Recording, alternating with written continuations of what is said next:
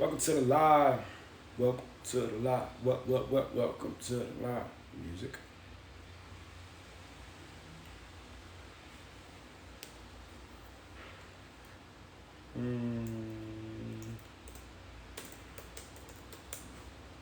Welcome to the live. Welcome to the live. Hey. Welcome to the live. Welcome to the live. Welcome to the live. Welcome to the live. Hey, welcome to the live. Welcome to the live. Welcome to the live. Welcome to the live. Welcome to the live. Welcome to the live. Welcome to the live. Welcome to the live. What's up, man? Good morning.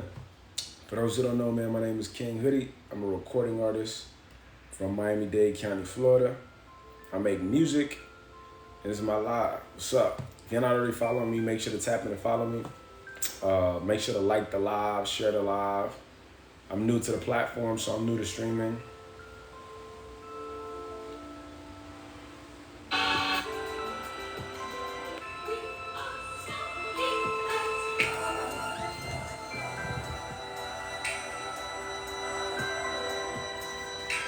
Yeah.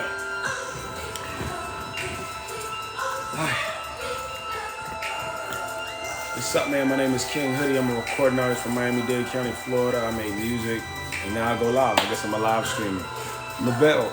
Lavelle, thank you for the follow, man. King Rome, appreciate the follow. If you're not already following me, make sure to tap in and follow me. Check out my page, listen to my music. Shayna, do you like Israel? I guess. You know what I'm saying? I guess I don't got nothing against Israel, but I don't like that war. But, you know, that's up to them. You feel me? They gotta figure that shit out. Yeah. Yo, y'all make sure to keep tapping the screen. When y'all tap the screen, it shares when y'all tap the screen, it makes the live more like viewable, more seeable to other people. So if you like the live, if you like what's going on right now, just keep tapping the screen. If you can't, like, send any gifts. If you can't send gifts, help me reach my live goal. At the same time, if you hit this heart up here, I really appreciate y'all hitting this heart at the top that says 17, or maybe y'all not see it, but it's a heart. If y'all tap that, it's hearting me, and it makes it really dope up in here. Ricky, thank you for the follow. If y'all not already follow me, please follow me, man. My name is King Hoodie. I'm new to the platform, relatively new. I don't be posting on here like that, but I'm new to streaming, so this is good. I'm tapping in right now to the streaming game, and I'm enjoying it. You feel me? I'm really here to connect with dope ass people and have dope conversations. You know what I'm saying? So if y'all trying to connect with me, make sure to follow me, man. Make sure to follow me and keep tapping the live. Keep liking the live. I appreciate y'all, man. Thank you, Queen. Appreciate you. Too Shy 1985. Thank you for the gift. I appreciate you, Too Shy. Thank you for that. You gotta follow me so we stay connected. And you just got the #1 gifted badge, so I appreciate you. You're my #1 gifted today. Too Shy, thank you so much for that. Princess Love, what's up? Queen Sheba, follow. Thank you for the follow, Queen. Thank you. Oh, thank you for the gifts, Queen. I appreciate you. I appreciate you so much. Ooh. Thank y'all, man. Yeah, I'm new to the platform. Queen Sheba and Too Shy, thank y'all for the gifts. Make sure to keep tapping the screen, because tapping the screen makes it more findable for other people who tap in. I'm really just in here to have dope conversations, I'll be honest. I just really want to talk to people and kick combos and meet people, and I feel like I'm building an army, you know what I'm saying? And this is a great platform to do that on, so I'll just be up in here, man.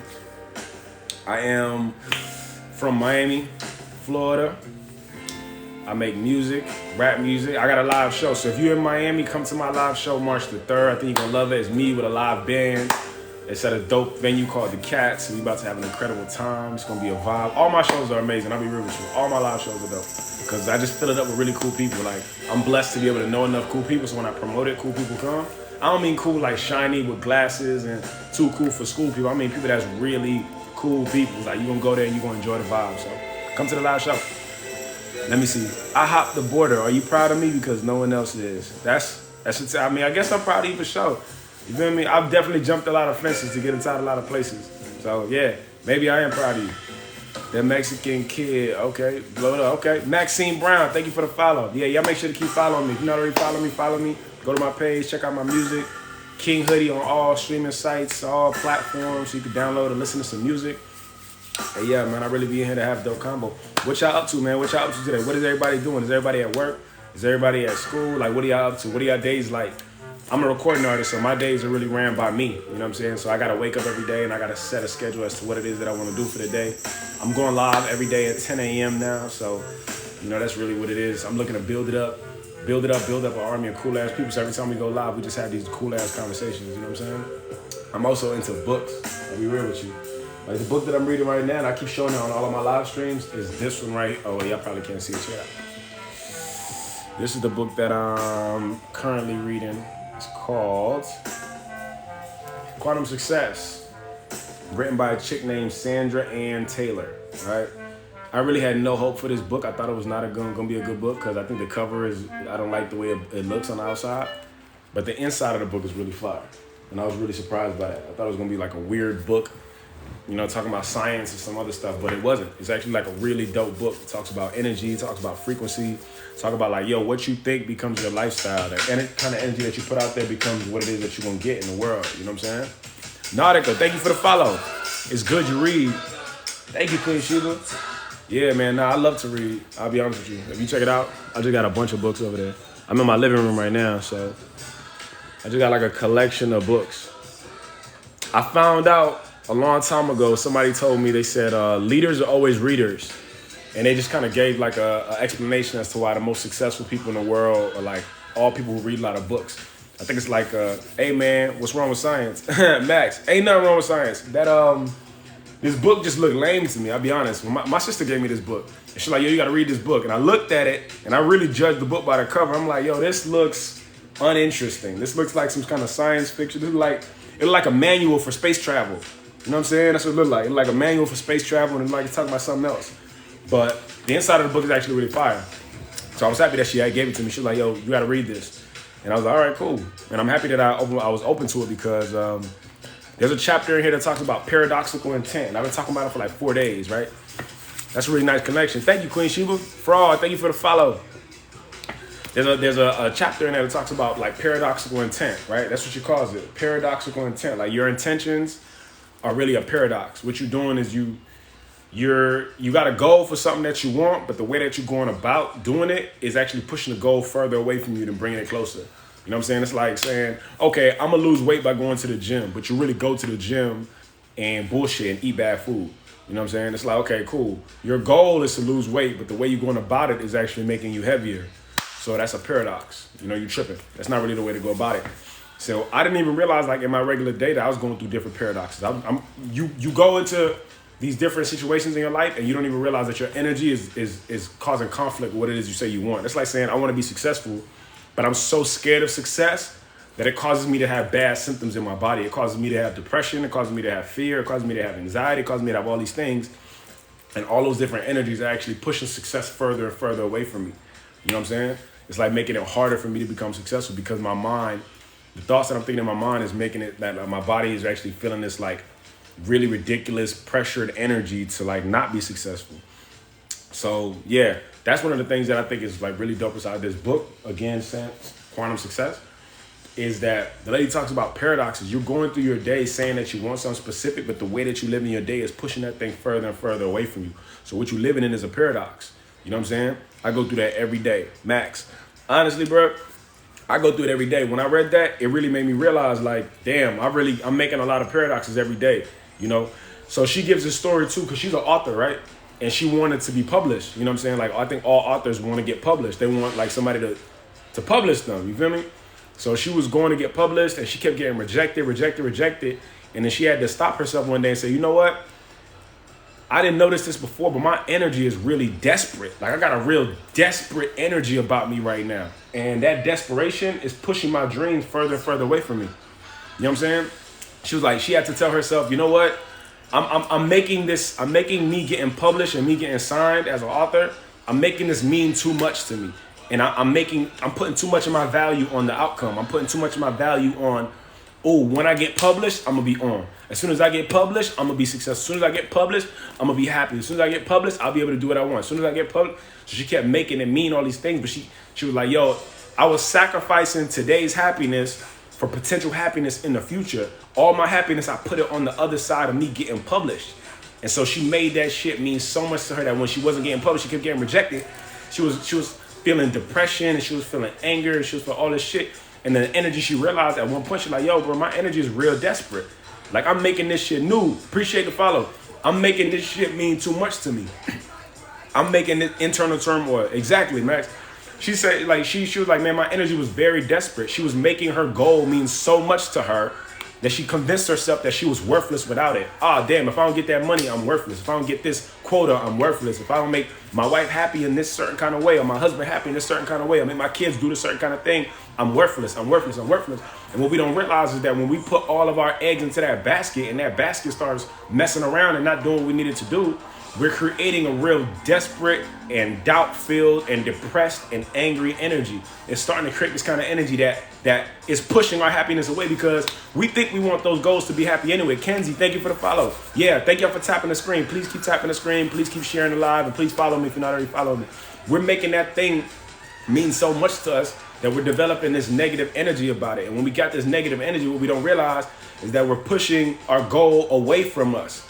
Because you want that goal to make you happy, right? Nobody sets goals that doesn't make them happy. You want to set a goal of weight loss or money gain or success or happiness so that you can be happy.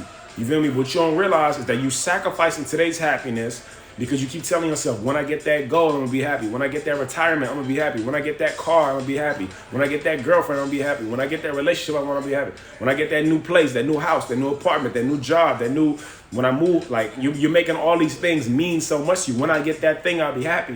What you don't realize is that you're creating a paradox because you sacrificing today's happiness for potential happiness in the future after you reach a certain goal is causing you to feel depressed, desperate, unworthy today, and tomorrow never comes. So when you say I'm willing to be unhappy today to be happy tomorrow, what you don't realize is that you create a pattern in your life that every day you tell yourself you're willing to be unhappy.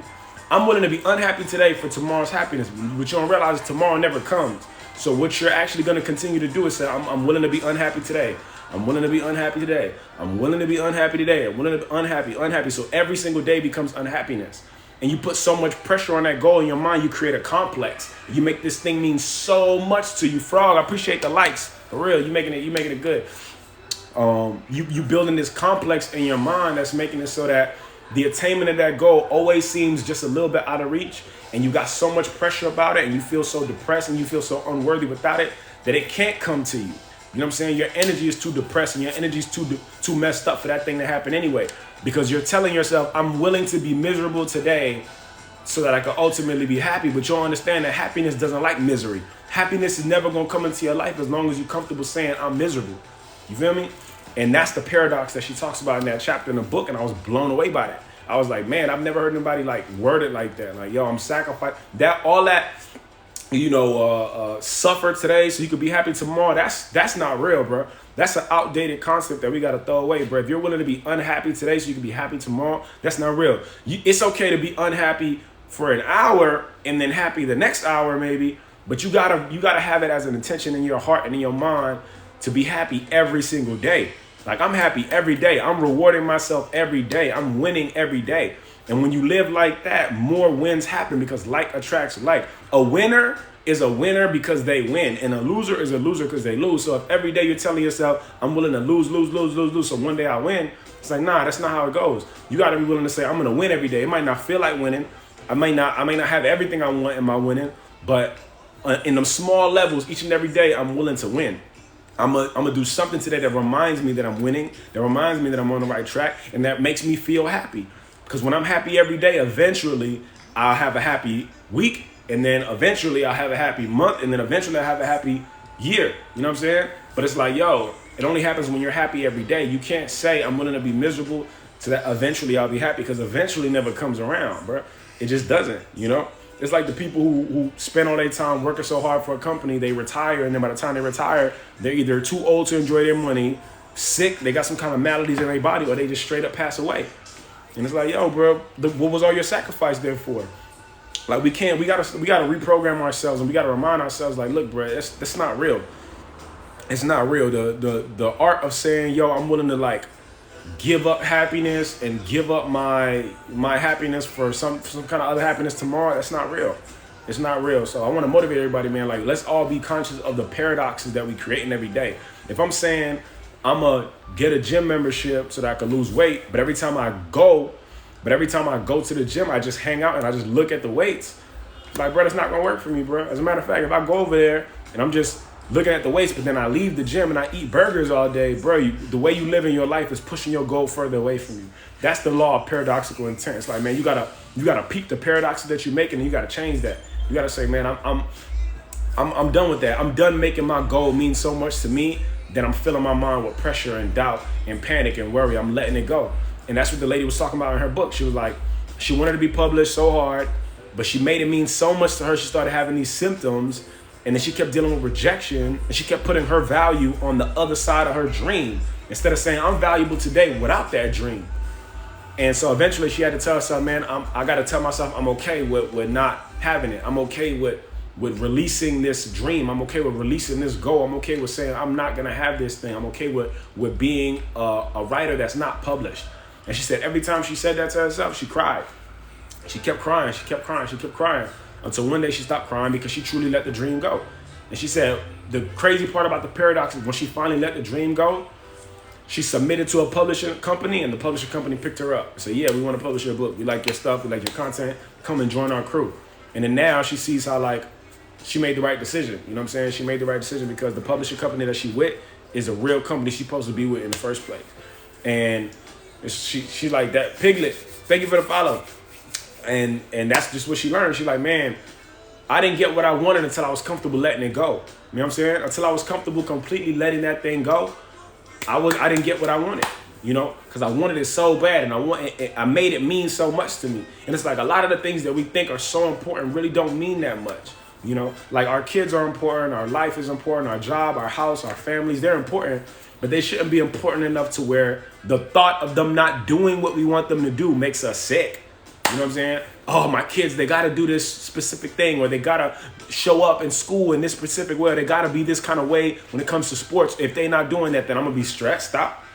Nah, that's crazy, bro. Like, let's not do that, because as long as we keep making these goals mean that much to us, we're always going to be unhappy. And every single day spent being unhappy is going to ultimately create another day that's unhappy. And that's going to create another day that's unhappy. That's going to create another day that's unhappy until by the time you get to the end of your life, you're going to look back and realize, like, damn, wait a minute, bro. I lived an unhappy life, and I was working so hard so I could one day live a happy life. But it's like, what you didn't realize is that the happy life that you wanted was spent in all them days you chose to be unhappy. All them single solitary days that you said, yo, I'm going to sacrifice today's happiness for tomorrow's happiness. What you didn't realize was that was your opportunity to be happy. That was what your happy life was going to be. Not the retirement. It's the way that you treat your day before you retire. You know what I'm saying? Not the goal that you get. It's how you live your life before you get the goal. Because after you hit that goal, you still going to have to live life unless your plan is to hit the goal and pass away. You know what I'm saying? Like, oh, I just want to reach that thing and then clock out. Like, most people don't want to do that. Most people want to reach their goal and then enjoy the fruits of their labor. So if you want to enjoy the fruits of your labor, how you going to even know how to do that if you don't know how to be happy today with what you have? You know? Like, you got to have an attitude of gratitude, man. You got to be thankful for all that you got. We live in a world right now that has just enough air for every single person to breathe. We have just enough water for every single person to drink water. We have just enough food for everybody to eat. It may not seem like that because it seems like only the civilized countries have food and water and everybody else is starving, but that's marketing, bro. That's not real. There are people out here who have never been to the United States of America, never even been to a civilized society, but they have food, they have water, they have drink, they have culture, they have clothes, they have shelter, they have all sorts of things that we in America, you know, we take for granted every day. You know, you got somebody who's pissed off because they're not making the kind of money that they want to make at their job, yet you have a house, yet you have a car, yet you have a body that works, yet you have a brain that works, yet you have a television, you have power, you have a grocery store that you can go to. You ain't got to run out into the wilderness and kill an animal today so that you can eat. Like, nah, you got like things at your disposal. You live in one of the richest and most bountiful countries in the world. This place could do anything. You can do anything here. I don't care if you may not believe it, but the fact is you can do anything here. You know, you can do a lot of stuff here that you can't do in other places. So, like, to any American out there, just to anybody in general who thinks that they're like stuck or thinks that they don't have a way out or thinks that they can't find a way out, like, there's a million ways to get it. Fraud, thanks for sharing. Absolutely, Fraud. Thank you for tapping the screen and being up in here. I really appreciate your energy. Matter of fact, let me follow you back because I appreciate your support. Bam.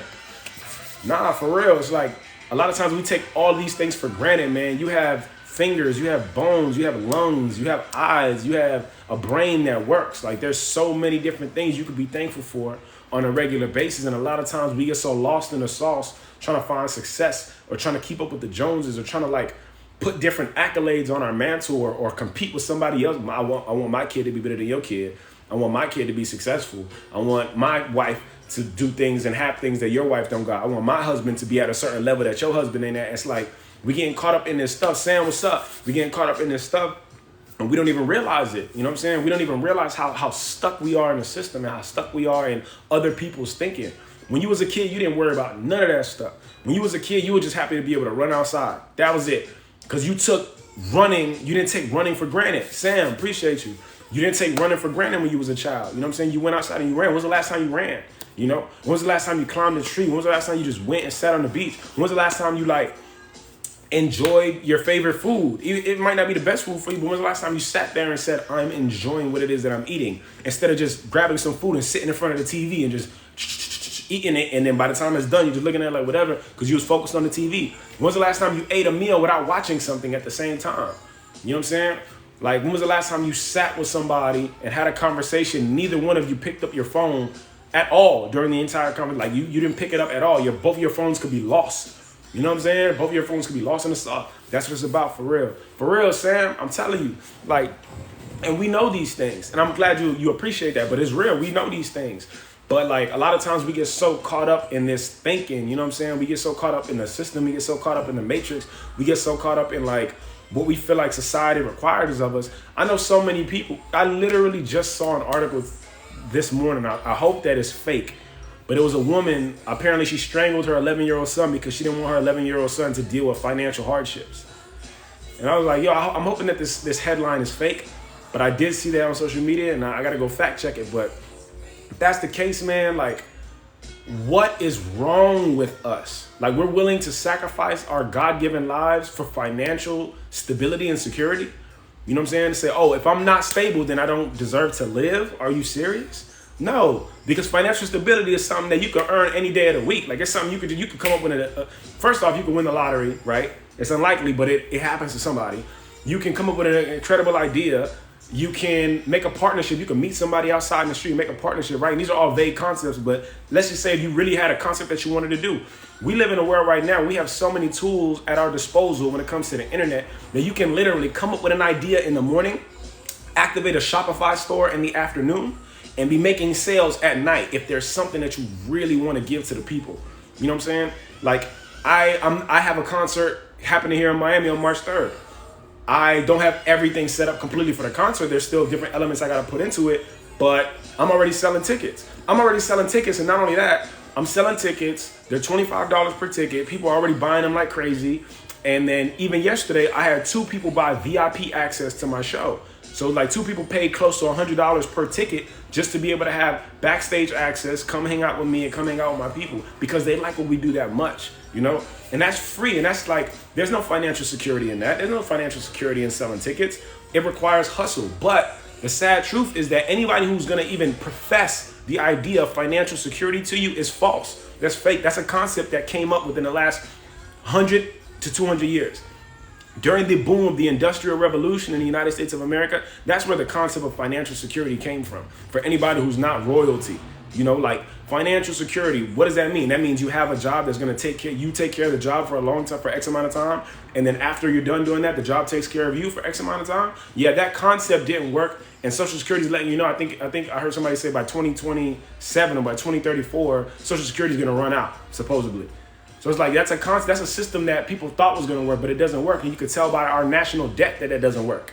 You know what I'm saying? Like financial security is not a real thing. Like you're going to get it as long as you set up something for yourself that will constantly bring it in. But if you're depending on a company to do that or a corporation or your job that you worked at or the school board for 30 years, like it's going to end up being more damaging to our economy. But they convinced us early on that was a thing. Do this for this amount of time and then we're going to take care of you for this amount of time. But like, where's that money going to come from? It's like they're taking it from other people that are working at the time and what they failed and how when my taxes get pulled for Social Security, I'm telling you, and that stuff doesn't even like, it really doesn't translate because we're getting deeper and deeper into debt and they're not giving us actual figures to let us know where that debt's coming from. But the debt is coming from like mismanagement of funds and false promises that these corporations and the government has been telling people for years. Like, yo, it does not work like that. Like, there is no such thing as financial security. If you think that you're gonna get a job and stay there and that's gonna be your amazing grace that's gonna save you, it's really not going to save you. You know, it hasn't worked for the 100 million people in the United States who are suffering right now, who are older, who have limited health care, who have limited resources, who have to go and get, after they've retired, they have to go, man, I know so many retired people that work at Publix across the street or McDonald's. I'm like, what is this older man or older woman doing here? Oh, I was a teacher for 30 years and then I'm retired, and so I have my retirement and my pension, but you know, this is just so I can make more money. So that clearly means that your retirement and your pension is not substantial enough for you to live on if you got to come here and work, unless you just want to work, but like, you're working for a reason, you know? So it's like the concept of financial security is something that's it's just a big lie that people have been told for years. As long as you sacrifice all this time for this company, we're going to take care of you.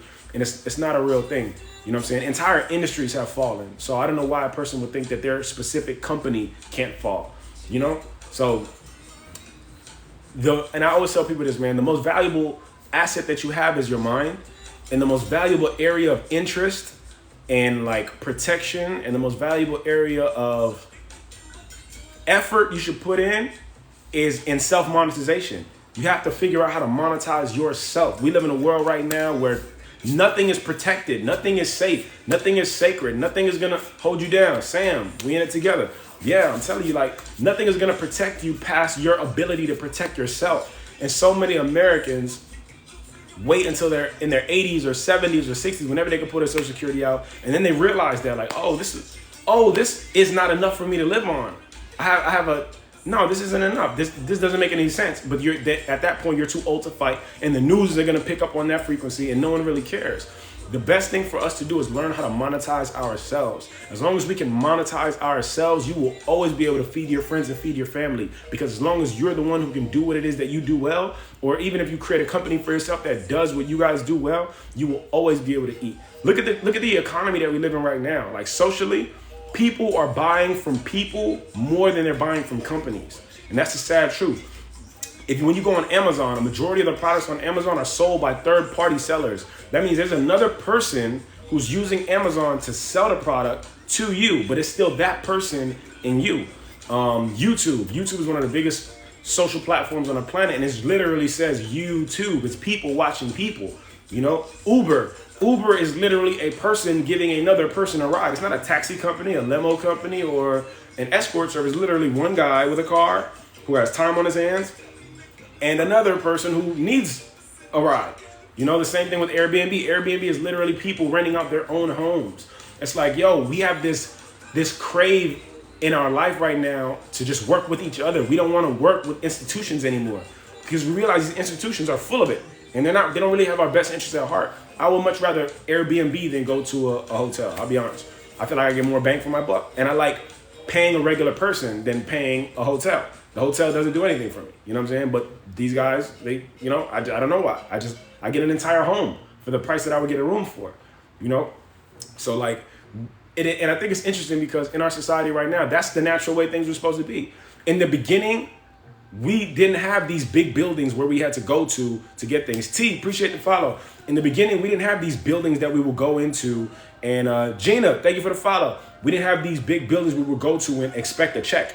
That wasn't the case. In the beginning, it was a human being and another human being having a transaction. If back in medieval times or even the beginning of time, if I had goats and you had chickens, I'll trade you one goat for like 5 chickens, you know, or I'll trade you some goat hair for some eggs. And if that guy has cows, you and me trade our goats and our chickens for some of the cow products. And this guy has lettuce, I'll give you some of my cabbage for some of your lettuce. And I'll give you some of my carrots for some of your apples.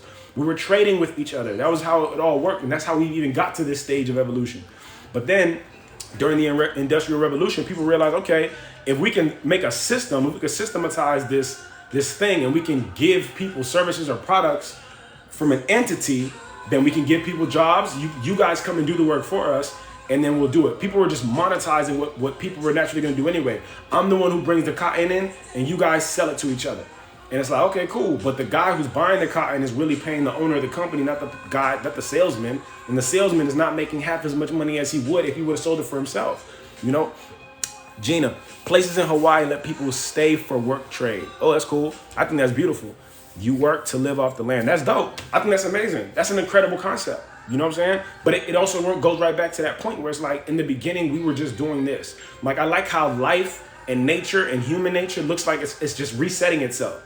And if you zoom out, you can see that it's resetting itself. If you're so caught up in the system, you're like, oh my gosh, Uber is a new concept. I don't know if I trust it. I'm still gonna take a taxi. Airbnb is a new concept. I don't know if I trust it. I'll take a hotel. No, homie, I'll be honest with you. The hotel is the new concept, which is inhuman. And the taxi is the new concept, which is also inhuman. You know? Like, the actual way of doing it is saying, yo, person to person, people to people.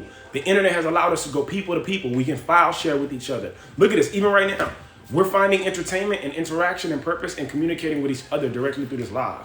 And like, live streaming is becoming even more popular than certain TV channels.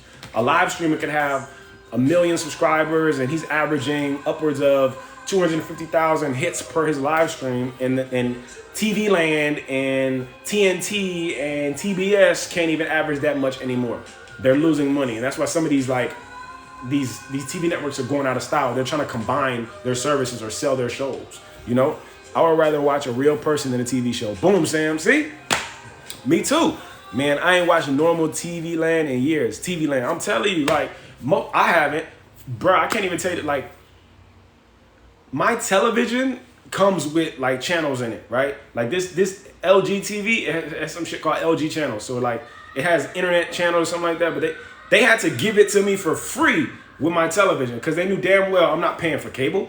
I don't need cable. What do I need cable for? I have internet. I can literally watch whatever I want. You know what I'm saying? Think about it. Like, radios are out of style. The concept of the radio station, how somebody in the world today may say, I don't want to listen to a podcast and I don't want to listen to a Spotify playlist because I like radio. You know, that's the way things are supposed to be. No, radio is not the way that's the way that you were taught because you were born in the 1970s or the 1980s or the 1960s when radio was everything. Radio is where you got your news. Radio is where you got your information. Radio is where you got your weather reports. So you trust this system, but the system is BS. You know, it's not a real thing. And radio's losing so much money because podcasts are now like the number one thing people are listening to in their cars in 2023 was podcasts. They weren't listening to radio stations anymore. They're not listening to AM or FM. They're listening to their podcasts because they want to hear their favorite presenters present information and knowledge and concepts to them. Not this radio broadcast with the system and you guys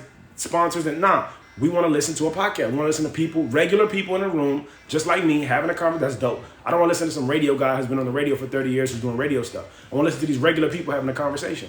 Podcasts are blowing up. The same thing with radio programmers, the DJs on the radio. No one's listening to the radio for music anymore. No, I can go on Apple Music or Spotify, and there's a bunch of playlists already there. What music do I want to listen to? R&B, there's a little box in Apple Music that says R&B. I can click that, and I can just press play, and it's going to play me all the newest and nicest R&B songs that they put together, you know, because they have somebody at that company that's looking for new music every day and putting it into a playlist.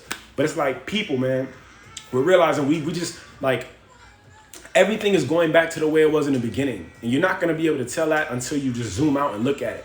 You got older people with these older mentalities that will still say, go to school and get a job. It's like, yo, tell me, please, like God, my parent, please tell me what going to school and getting a job so I can get a job at a company, a quote unquote good company that belongs to an industry that has the capacity for failure is going to do for me. Entire industries have toppled. You know what I'm saying? I don't know anybody who still has a subscription to a newspaper anymore. You know, like industries have fallen. So why would I go and get a job at a company within an industry when the entire industry can collapse due to the internet? I think it's a little brighter for me to learn how to monetize myself, monetize something that I have actual control over. I can leverage my ability, I can leverage my capacity, I can leverage my skills and my interests to people who want what I provide, whether it be a product or a service. And I don't gotta worry about somebody else ruining my life. I don't gotta worry about this company CEO messing it up, so I can't get my money or layoffs. So I just read an article that said Nike just laid off 1,700 employees. 1,700 people are without a job, just effective immediately. And I don't know how many of them have been with Nike for over a decade. Some of them might have been 20-year employees, 10-year employees, I don't know. But it's like 1,700 people now are forced to come to the conclusion that we've already concluded. You got to monetize yourself. Or you're gonna run and try to get another job at another place that also has the capacity to lay you off as well. I just read that Nike interview article yesterday. It's like, yo, bro, and we know this. Like, a person could sit and tell me like, oh, that's not true. You want to get a good education and get a good job. Yo, that good job is only relevant and pertinent if people are willing to pay that specific company or buy into that industry to allow your kid to have that job. If that shit goes, bro, like, you're not going to have anything else. Like, it's such a simple-minded approach to life. Like, it's way easier to say, go to school and get a job than it is to say, hey, go save all the money that you possibly can, buy a ranch or buy a farm and farm. Learn how to grow and learn agriculture and learn how to provide your products to the marketplace. What parent is going to tell their kid that? Probably only a farmer and nobody else. But he understands that what he does will always be in service. Farmers are not going out of style any day soon. That will not happen. Because a majority of our planet today does not know how to grow and cultivate our own food. A farmer will always be relevant now more than ever. Dog, these kids don't even know how to cook without an air fryer today. So what in the world are they going to do if they have to go out there and fight and find their own food? Yo, you're going to lose it, you know? But the concept of farming is more accurate to the actual way that human beings are supposed to live. We're supposed to create something and then give it to the world. Create something or do something really well and give it to the world. You can be a carpenter. Carpenters are always carpenter, builder, architect, contractor, whatever word you want to use it for somebody who could build you a house. That will always be relevant. That will always be around. That will always be needed. That will always be wanted. That will always be coveted and highly respected and paid for, as opposed to somebody sitting in an office, doing checks and balances every single day. That may be relevant, or that checks and balances job is probably going to end up being relegated to an AI system in a couple of days. Like, let's be real. I have ChatGPT write me an entire 1-year strategy for my company, and that shit was so beautifully and detailed. I'm just like, wow, why do I need a financial strategist for if this little artificial intelligence bot can kick it out for me? I can show you this 1-year plan. It's so intricate and well put together. I'm like, man, there has to be a guy on the other side of that who wrote this, because this is so detailed and so perfect. Certain jobs are going to get, like, AI is going to handle that. But, like, for the rest of us, yo, nah. Let's find things that we do well. Whatever you love to do, we live in a world right now that you can make money from it. The people will pay you for whatever it is that you do well. You know, as long as you do it well enough. As long as you do it well enough, and as long as you're willing to let the world know you do it well enough. Like, understanding sales, understanding marketing, how to market yourself, how to sell yourself is like the most accurate and probably the most important skill we can learn. Let's find out what we like. Let's find out if we can do it all day. Like, do we really like this thing? Can I do it all day? Can I do it if nobody's watching me? And can I do it for no accolades and no money in the beginning? Cool. If I can do all those 3 things, then that's really my passion.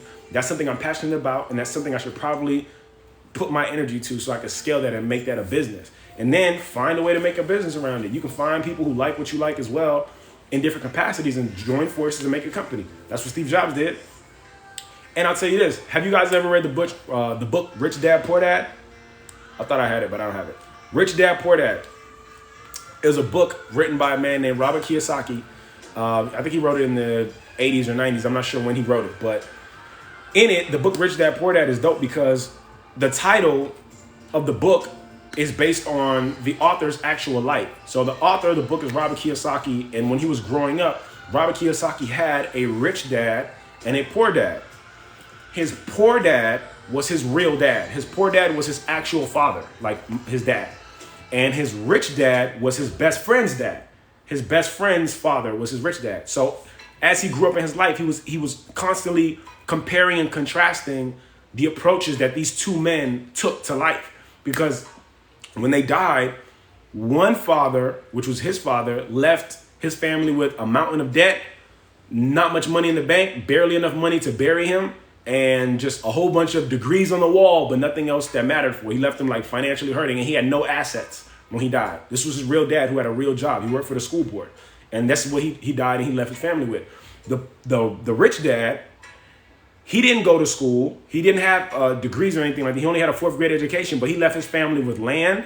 He left his family with a company. He left his family with a couple $1 million in the bank, and he left his family with financial literacy that they're able to continue to do what he was doing. So he left his family rich. What's this a book? Yeah, this is a book, Amanda. It's a book called Rich Dad Poor Dad. Rich Dad Poor Dad by Robert Kiyosaki. And I'm explaining like the reason he called it Rich Dad Poor Dad is because he has a rich dad and he had a poor dad. His poor dad is the actual dad, and his rich dad was his best friend's dad. And the reason, like, the book is pretty much about him being a kid and learning about financial literacy. It's all about financial literacy. He said, my poor dad he was a teacher and he worked for the school board. And he always told me, go to school, get an education so you can get a good job. That was my poor dad. My rich dad, he didn't go to school and he didn't, okay, I gotta finish it. I just started it. Yeah, no, you're gonna like that. You're really gonna like that. Thanks, Sam. Thanks for liking the live. Y'all make sure to keep liking the live, keep sharing the live, and help me reach the live goal. And there's something with this heart up here, whatever that is. I'm learning this. But his rich dad didn't get past a 4th grade education, but he started his own company and he had a thriving company because his only area of education that he felt mattered the most was financial literacy. He's like, yo, I don't need to know all these other facts and figures that school offers as long as I understand financial literacy and I have a plan for what it is that I want to do. And Janet, thank you for the follow. And so he was constantly looking at their lives and he was like, okay, his dad was like, go to school, get a good job. Go to school, get a good education so you can get a good job. And the rich dad was like, understand financial literacy so one day you can buy a good company. You know, their approaches was different. The dad was like, get an education so you can work at a good company. And the rich dad was like, learn about financial literacy so that you can buy good companies when you get older. You know, you can buy the company. You can have the entire, that's your asset now. And so it's like, yo, bro, the approaches were radically different. But if you read that book, you'll see like just the great, you know, disparity, I guess. Great book. It is a great book. You'll see like the great difference. And like, yo, you'll see the great difference in how this one person's approach to like life and saying, yo, just go to school and get a good, thank you, Sam. Appreciate you, Sam. Just go to school and get a good education. And so you can work at a good job. It's like, whatever. But then the other person, damn, thank you, Sam. Appreciate you, Sam. Nat, what's up? Oh, she says so. What's up? What's up, twin? Thank you, Sam. I appreciate you. Oh, you killing it right now. Damn. Yo, y'all make some noise. Wait a minute. I think there's a way to do the sound effects. I just learned this yesterday. Damn.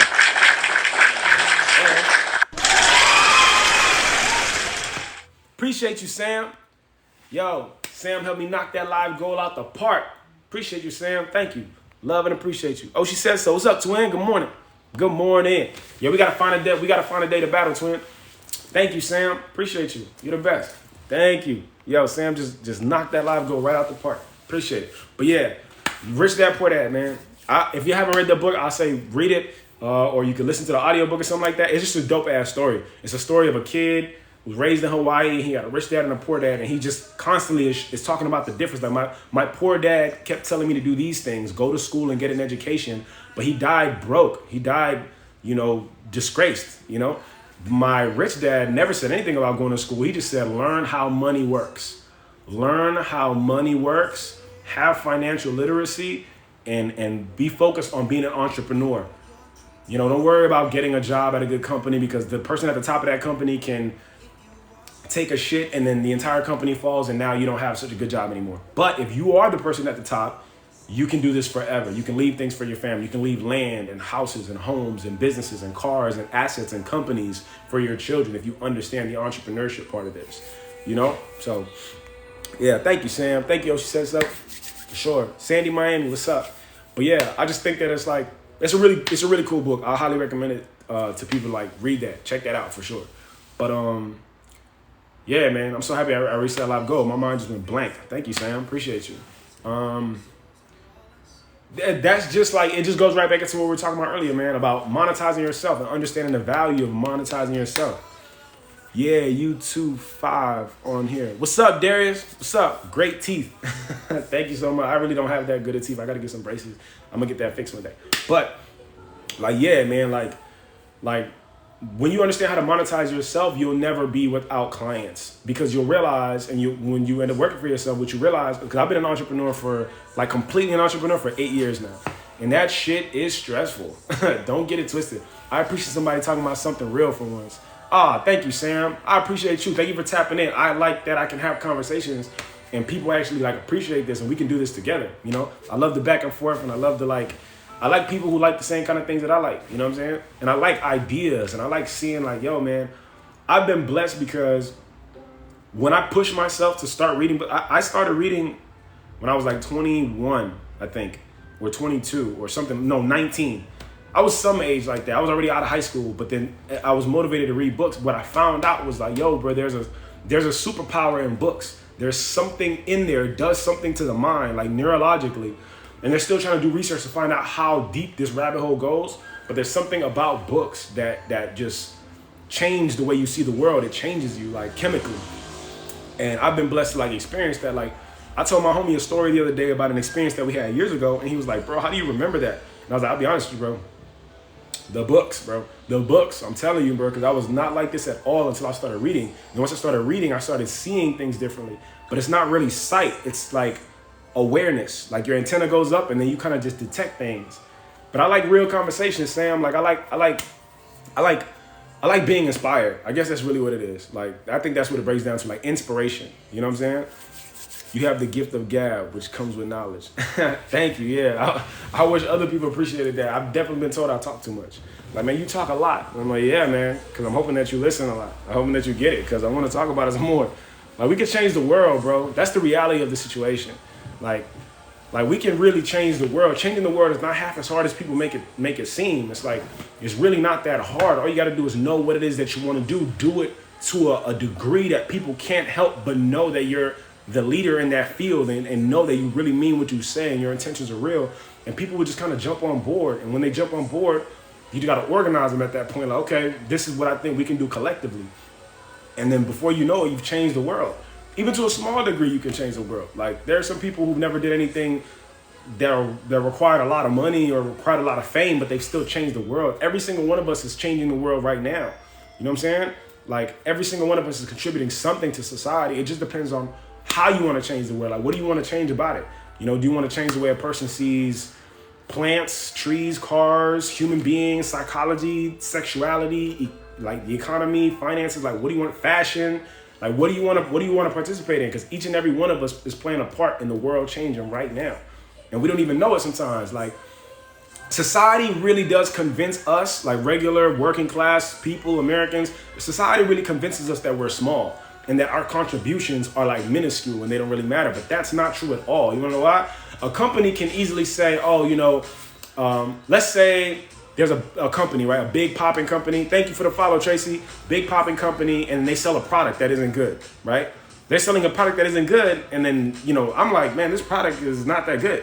And then Sam is like, yo, this product really isn't that good. And then IT Digital is like, yo, this product is really not that good. And then we complain to the company, and the company's like, hey, I hate to break it to you guys, but we don't care. We don't care what you guys think. We don't care what you guys say. This is our product. We're going to release it, and we don't care. Deal with it. It's our product. Deal with it. We be like, oh, okay, cool. We go on the internet, man. We drop a forum, and we jump on there. We drop posts, and we like, yo, this product is trash, and this company says we don't care that we're giving you trash. That is going to go viral, and it's going to end up like more people, anybody across the world who has ever been jaded or felt disrespected by a company is going to join that bandwagon like, oh, whoa. Nah, man, look, the same thing happened to me at Southwest, or the same thing happened to me at JetBlue, or Coca-Cola did the same thing to me, or Walmart didn't return my money for this. And now there's a big forum. I feel that so bad. Now there's a big forum, and now there's a big conglomerate of like customer complaints. And now these companies got to pay. Literally, there's a site called CFPB. I use it to clear my credit out. And this is something different, but like, if you ever want to get your credit right and like get some disputes going, there's a website called cfpb.gov. It stands for the Consumer Finance Protection Bureau. Like, I used to dispute things through Credit Karma, but then when I went to them, it got real. Like, it's a federal government, the Consumer Finance Protection Bureau. And when you complain to them, these companies get really effing scared, bro. Like, I was complaining to, I want to say it was a debt collector was calling me for some college loan that they said that I had. And I was like, nah, bro. I disputed it and nobody was listening to me for a long time. I'm disputing it through them. No one cares. I just keep getting it wasn't working. But the second somebody told me, like, yo, go to cfpb.gov, go to the Consumer Finance Protection Bureau. Watch what happens when you tell them. And I was like, okay. I went on the website and that's why word of mouth is still the number one marketing tactic. Honestly, I really put up wrote my little thing. It took me like 15 minutes. I said, this is the company that's bothering me. This is the credit or the debt that they say that I owe. I don't really owe it. They're making my life hell. Can you guys help me? Yo, literally, they said, okay, cool. We got the company at that point has like 11 days or something to respond. If they don't respond within 11 days, the company is literally getting sued by the government. And so, bruh, like, trust me, I was complaining for months and no one ever did anything. The second I went to these people, yo, that company called me the next day. Hey, how are you, sir? Look, hey, this is Tom Selleck at the whatever company it was, some call service. Hey, so I just want to see if there's any way that we can, we got your complaint. We want to see if there's any way that we can like alleviate this debt, or how can we? I said, no, bro, you guys have been making it hell for me, and I don't like you, I don't trust you, and it's not me. You've been messing up my credit. You ruined my life. I'm not talking to you. Click. When I did that, yo, and within like a week and a half after that, they sent a letter to the Consumer Finance Protection Bureau. It was an apology letter. We're so sorry. We didn't mean to come at you like that. We really apologize. Forgive us. We hope that we can work together in the future. The debt has been discharged, and we hope to not ever have no smoke with you again. That's pretty much what it was. And I was like, yo, bro, like, stop playing with me, man. And I was so happy that somebody told me, Butter, appreciate you for the love, Butter. Here's a coupon. Here's a coupon. Like here, yo, it sounded like the guy was willing to give me his firstborn child. That's how scared he was. And I was like, man, if I ever have a complaint with any company ever again, or if anything is on my credit report that I don't want on there, whether I am or not there, it doesn't matter. If I want to like cause pressure over there, man, go to the CFPB.gov. I promise. These companies start shitting in their boots. Like the way that they discharged like, I think $2,000 worth of debt right off my credit report. Like immediately, expeditiously. I was like, yo, I've been disputing this on Credit Karma and directly with you guys for a long time. How come when I called dumb, y'all got so willing to help me? I don't know, I don't care.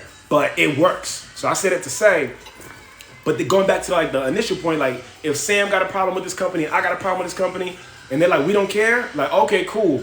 We band together and we like, yo, all right, yo, this company did this to us.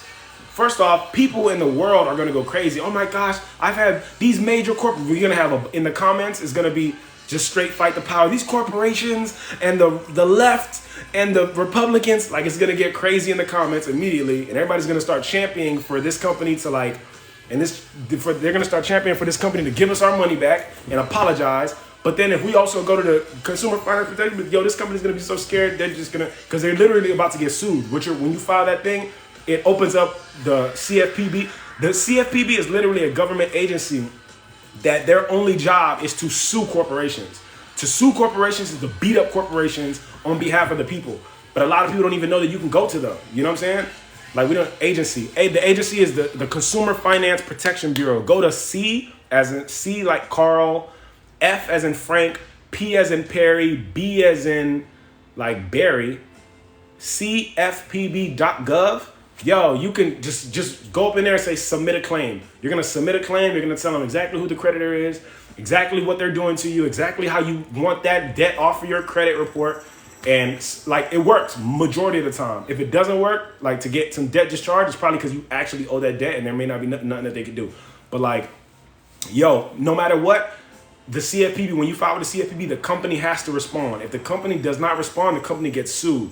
So if you want some answers from a company, go to the CFPB, bro, because CFPB is gonna make that they're gonna call you like the next day. Man, homie was trying to get me his firstborn. Yo, is there anything I can do? You can't do anything. Click. I've hated you for 2 years now because you haven't talked to me and you guys just made my life terrible. No, click. CFPB, continue with the suing process. Let's get them going. And yo, great, exactly, just like that, Jade. CFPB.gov. Go on there. I got a credit card taken off of like removed from my credit report because it wasn't even my card. I feel like it was like a Macy's card or some weird shit. And I went on CFPB. They were like, oh my God, we're sorry that we got you on here. And they took it off. I got like a college debt. There was some kind of like debt that was owed.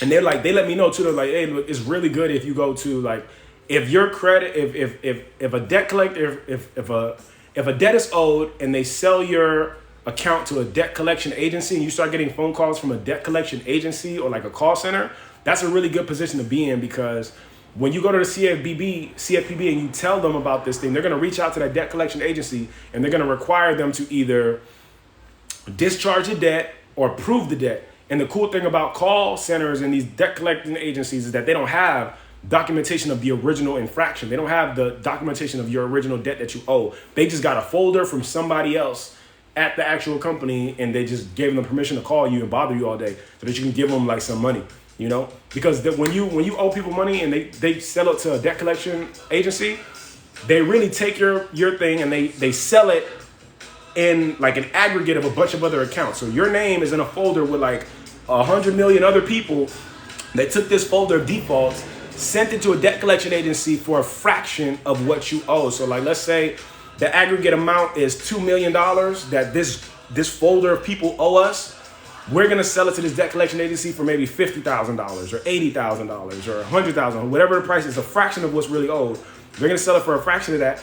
And now that's why, like, when debt collectors call you, they always try to get you to settle. That's supposed to be illegal, right? I don't know if it's illegal, but I know that they do it. That's why every time debt collectors call you, they attempt to settle with you. Hey, you owe $1,000 to Blockbuster, but if you settle with it, we can settle today for $600. They're willing to settle for $600 because they paid $200 for your account. So they're making profit on the difference between the $200 that they paid the actual people and you. So like, oh my gosh, okay, well, yeah, I do owe $1,000. So now if I can pay $600, now yes, that's a good deal instead of me paying $1,000. So let me pay the $600, and then you're gonna pay $600 to somebody who bought your account for $200. Now they just have $400 of your money, and it's supposed to be over. You know what I'm saying? But no one really cares. But if you go to the CFPB, they're gonna go to that debt collector and they're gonna say, hey, you gotta show us original documentation of this person's defaulting on whatever it is they're doing. And no debt collection agency really has that. Unless the debt collection agency is actually associated with the company, like unless it's like Blockbuster has a division of their company that's for debt collection. Some people actually have that. You know what I'm saying? Like Apple has that, and like some other companies actually have debt collectors that are a part of their company. But most companies don't. Most companies go to a third party, they sell your folder, and they file a loss on it. And so the company really doesn't lose any money because they're not gonna have to pay any taxes on that money, because it's like, we lent money to somebody who defaulted, so the government's gonna give them a tax break on all that. So the company's not losing money, and the debt collector's only making money on the difference between like what you actually owe, the offer that they're giving you, and then, you know, what they actually paid for it. So when you go to CFPB and you're like, yo, bro, these people making my life hell, they're gonna contact the debt collector who is ever hounding you. They're gonna say, yo, you gotta show us original like documentation of the crime or whatever it is, like the debt that this person owes. And no debt collection agency actually has that. No third party debt collector has that. So what they're gonna do is immediately take your folder, send it back to the original debt collector, or they're gonna discharge it. Like you have to either discharge this or prove it to us. That's what CFPB is gonna tell them. And if you don't discharge this or prove it to us, we're going to sue you today. And they're like, oh shit. So they're gonna go and try to scramble. When they can't find your folder and they can't find anything, they're gonna just like, okay, cool, discharge it. We're gonna tell the credit reporting agency just to let it go because we don't want no smoke. Trust me, I've done this enough times to where I'm like, yo, yeah, it works, man. That works. I can't say any other thing for any other service. Like disputing some shit through Credit Karma is pointless. But disputing it through CFPB.gov, that shit works, bro. That shit works. And again, like, it may not work for everything and it may not work for every debt that you owe, but I say it's worth a shot because I've gotten a lot of things taken on just because of that. You go in there, you just file a claim individually. These credit card people, this financial agency, this, oh man, like, it was medical debt one time I had. Got it, thanks. Absolutely, Jay. It was medical, I think it was like some kind of medical bill one time. They were hounding me like, yo, you owe us $1,900 in medical bills. I was like, no, I don't. And I went over there and I was like, yo, bro, get these guys. And I'm like, help. So they had to, they just discharged it. They just took it straight off. And then it like once you get debt discharged off your credit report, that like effectively, it begins to let you know like, man, there's a much larger game happening in this country that doesn't involve any of this shit. Like none of this shit, man, there's so much money out here. You should be able to discharge every single American's debt cost-free because they can. They have the power to do that, but they're making so much money on the debt that they will never do that. You know what I'm saying? They can clear everybody's slate clean today and say, you guys are good. Now everybody get approved for a car, and everybody does this, and everybody does that. And there are conversations like, there are lobbyists, there are conversations where that's a thing, and there's been like facts and figures to prove it, but like you got to get that to Congress to where it's like, yo, if we discharge every American debt, will that actually stimulate our economy? Because when a person has clean credit and they can go to like a dealership and they can go to a bank and they can get these loans out, will it actually stimulate new business, new growth, new employment? Will it actually do that? But like people are so, like politicians and different companies are so scared of that debt because they know how to make money when you owe them money. because they make more money when you owe money. So they don't really know what the world looks like if you discharge all of that and make it so that people can have like buying power again. They don't know if it's like just gonna fuck shit up worse or if they're just gonna stop their money tree. So they don't really even want to bother that. But it's really, really, really like, it's super feasible because the way that they took that off my credit, bro, I'm like, man, like, yo, bro, this is possible, bro. This is like, if they can do this to me, they can do this to any American. But it's like most Americans don't know. So they're settling for these little ridiculous deals of like, yo, this and that and this and that and putting this here, putting that there. It's like, yo, no, man. Nah, bro. Like, get it popping. You have the ability. Like, that's where knowledge really is power. Yo, I paid for this knowledge that I'm telling you right now. I paid $39 for it, right? There was a guy, Ty Lopez. Maybe you guys know Ty Lopez. He had a course, like a credit course, showing you how to like fix your credit and then use your credit to live a great life. And I was like, it was $39, and I was like, I don't know if I'm gonna spend $39 on this. It could be a scam. But then I had to check myself, like, bro, what am I talking about? Yo, it's $39. If I was at a restaurant, I would pay $390 without even thinking about it because I'm at the restaurant and I already ate the food. So like $39, bro, like get over it. I paid for it and that was the best. That was the single best purchase I've ever made in my life. That was the single most lucrative $39 I ever spent as a human being on earth, period.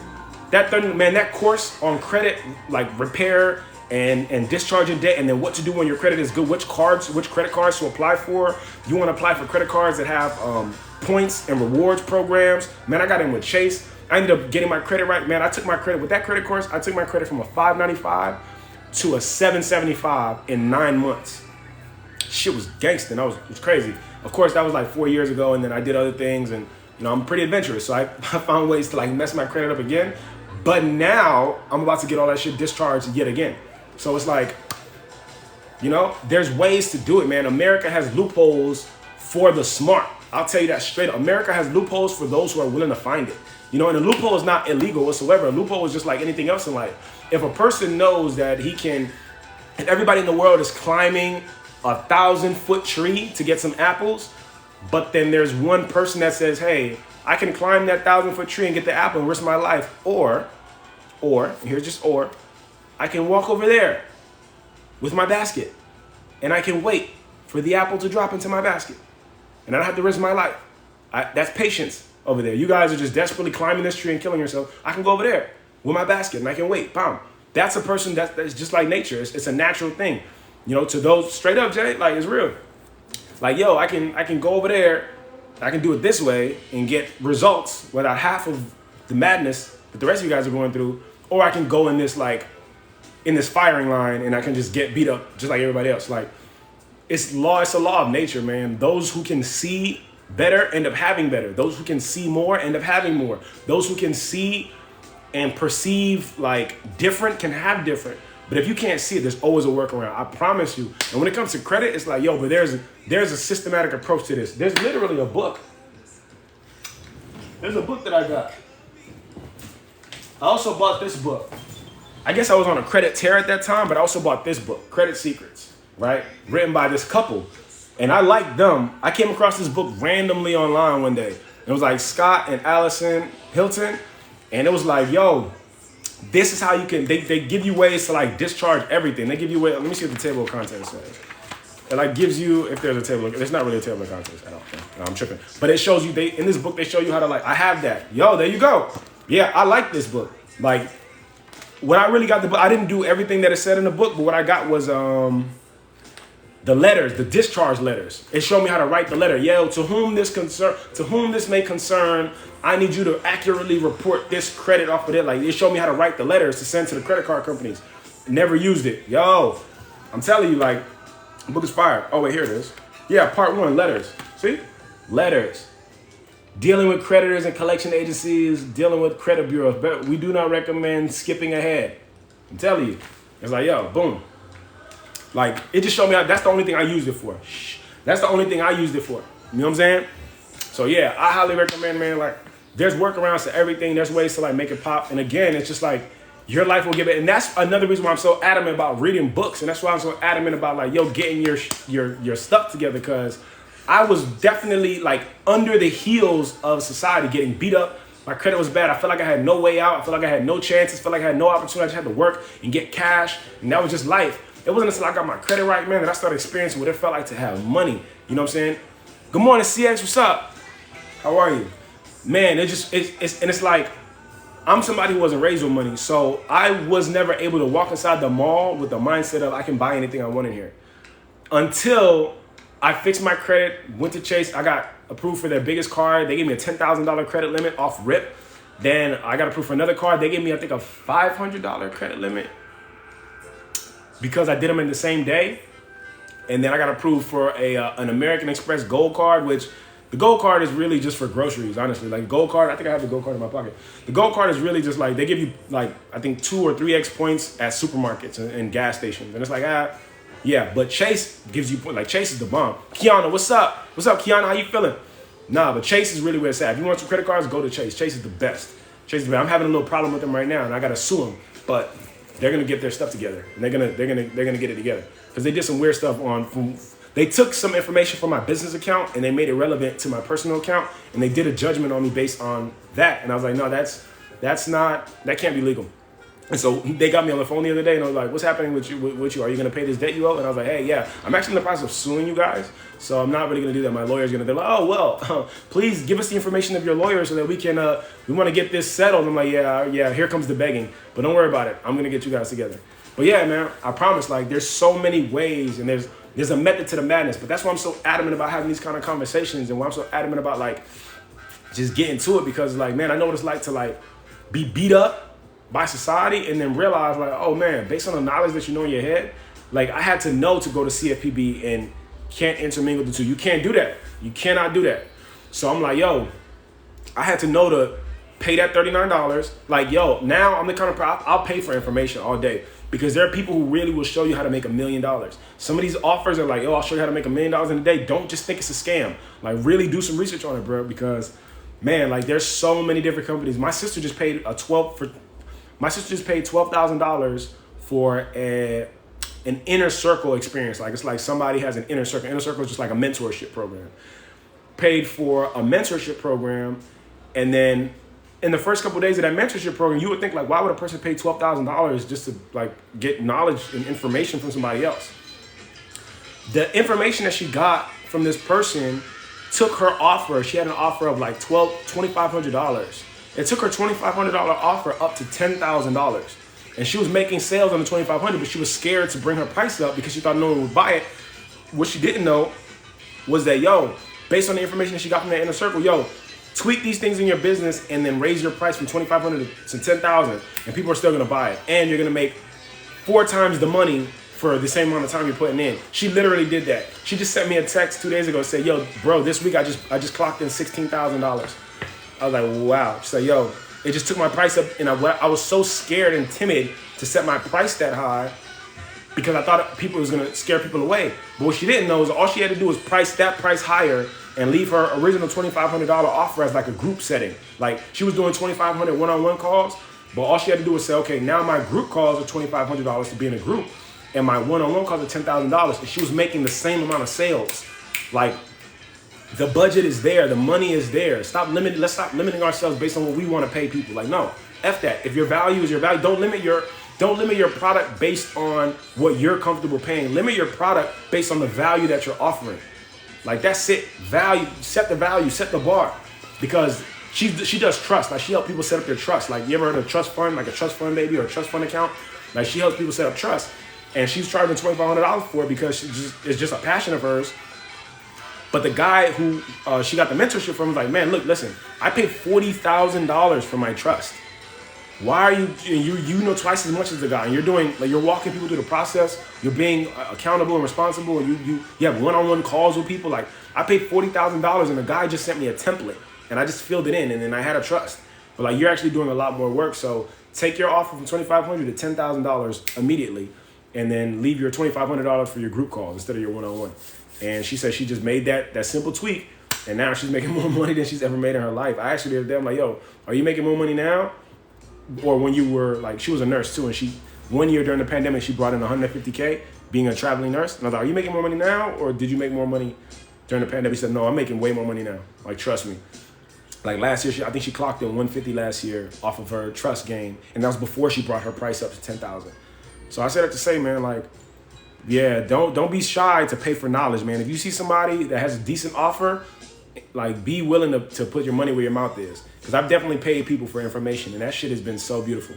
Like they really have. There's some really behind the door information. Like you got to find it. You got to pay for it.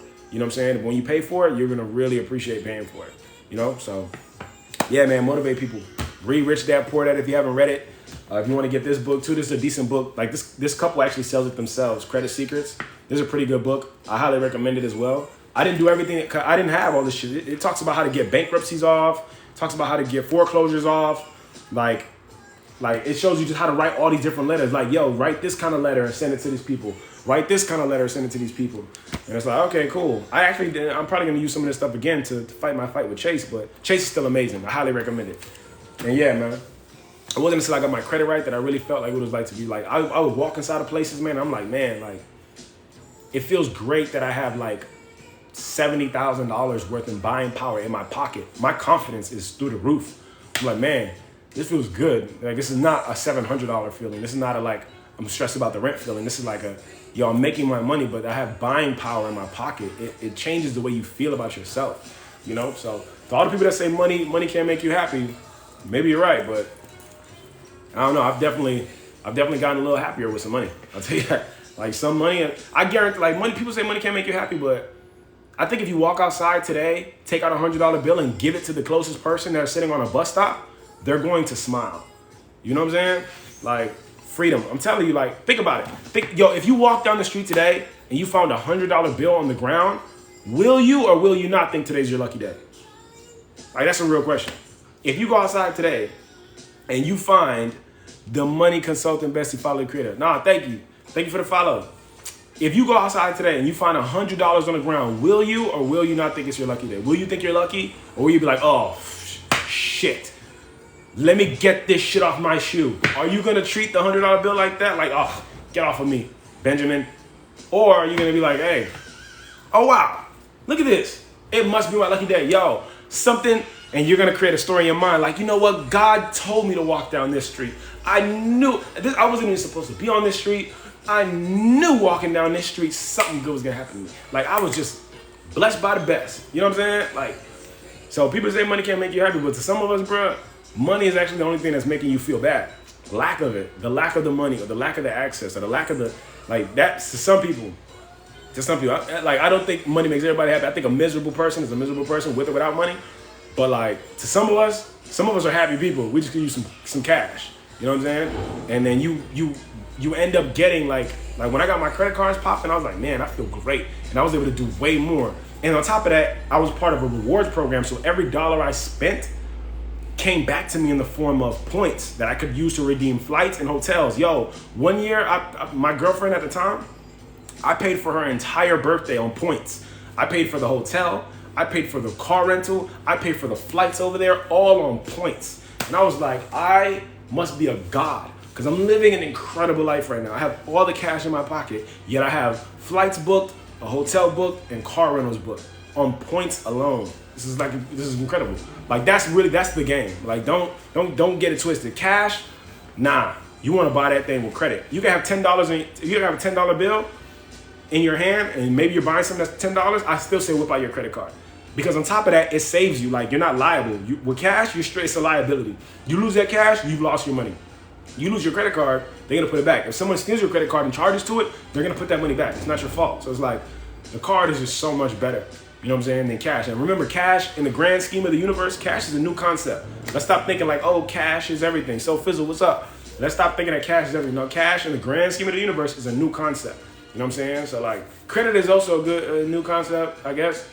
But cash is like, don't think it's the end all be all, man. Because it's really like, if you have $100 in cash, you can pay for this with $100, and I don't want to owe anybody anything. Cool, go that way.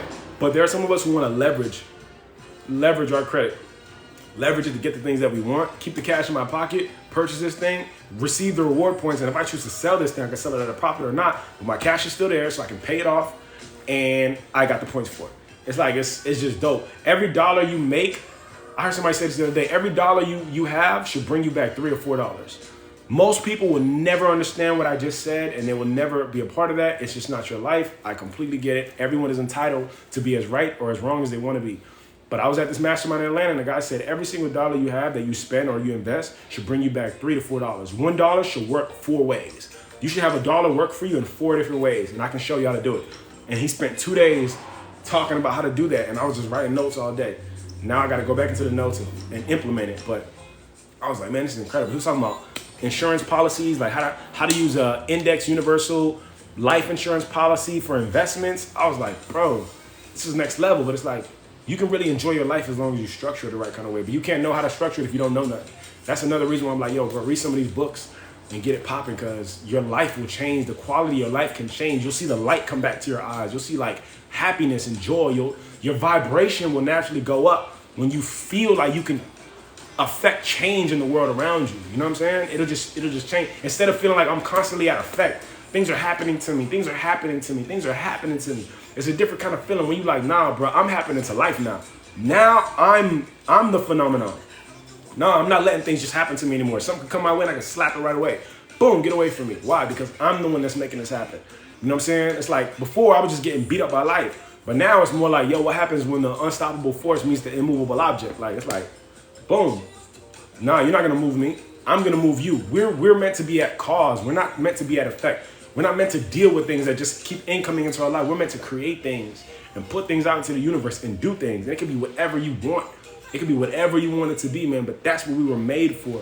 We were made to create. If there's a creator above and we're made in God's image, then we are creators. Why are we just settling for other people's creations?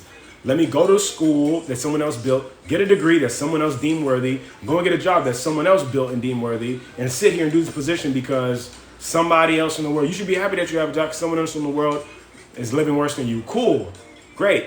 But there are also people in the world that are living better than me. So why am I settling here if I feel like I'm worth better? You know what I'm saying? So just a couple things to think about. Just a couple things to think about, man. I hope y'all enjoyed this live. I got to jump off this live because I got to handle some computer work, get live, or get ready for my live show March 3rd. I'm having a concert here in Miami. If you're in Miami, come to the concert. It's going to be great. If you're not in Miami, then I'm going to give an opportunity. Oh, I'm going to live stream the concert. So I'm going to live stream the concert as well on March the 3rd. So for anybody who can't come in person, you get to enjoy it online. It's going to be great. But yeah, man, I hope you guys enjoyed this live. Did y'all enjoy this? This was surprisingly good. Sam, I got to thank you. Hold on, I got to thank everybody up here. Sam, I got to thank you. Shanna, Jazz, Kiana, Frog. Yeah, you're definitely Frog. You've been here since the start. So I appreciate you guys. I appreciate y'all, and I'm hoping that y'all liking the live. And I'm hoping that I just got the opportunity to keep going live. I'm gonna keep going live at 10 a.m. I want to see what happens if I just stay with it and just stay consistent with it. I'll be honest, I did not feel like going live today, but I'm so happy that I did because I feel like this was great. So I appreciate you guys. I'm gonna jump off right now. If you're not already following me, please follow me. Tap in with me. Send me a DM if you want to keep talking. And yeah, man, that's what I'm here for. Let's keep building these connections and stream my music. Go on live and stream the music. You know what I'm saying? Wow. Thank you, Sam. I appreciate that. Sam sent me a whole galaxy, y'all. Come on, man. Come on, Sam. That deserves more. Thank you, Sam. I appreciate you, Sam. You are the truth. Let me triple check and make sure I'm following you. I know I am. All right. Thank you, Sam. You're the best. Thank you, everybody, for being up here. CX. I'm going to see you guys later. All right? So, yeah. See you guys tomorrow at 10. Have a great day. And then let's keep building, man. Let's keep connecting. Let's keep doing cool things. All right? You guys got the power. You can create anything you want. Rely on yourself. Depend on yourself. And trust me, man. It's a way better life out here, man. I'm going to see you guys later. Peace, Sam. Peace, live. Peace, crew. Peace, y'all. I'm going to see y'all later. Peace.